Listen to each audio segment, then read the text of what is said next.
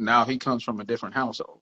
But then he says black people have always done business with people that they didn't agree with in order to advance.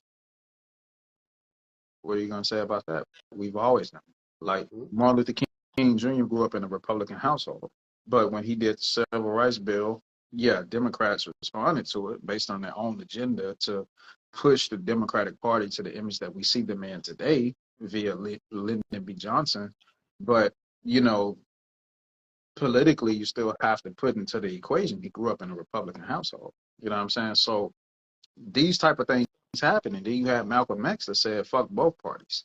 We don't follow Malcolm X rhetoric, and we don't follow everything else Malcolm X said, but some kind of way we follow that one little piece, but we throw everything else to the side. That's another conversation.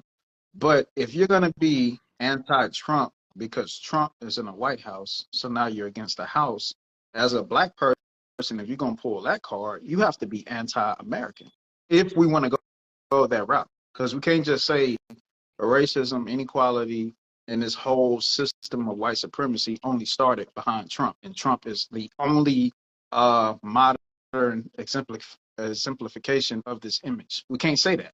And not if you're anti-Trump, then you're against the system. No, if you're against the system, you're against the system no matter who's in the seat, because it's a system. It's not based around a particular person. So don't play them games with me. If we're anti-Trump, we're anti-American, because you're against an entire system. And then if we're going to be against that system, let's also be against the religions that they created. Yours in particular, Christianity, Judaism. Let's be against that too, if we want to play that role. Let's be against everything that broke up the black family household and black economics. Let's be against it all if we're going to do that. But you can't pick which part of this little tree branch you want to. If you're hanging on this tree branch, then no, it's the same damn tree. If you're anti-Trump because he's the modern symbol of whatever you want to make these things that's anti-black people, you have to be against the whole system. You can't pick which parts you like.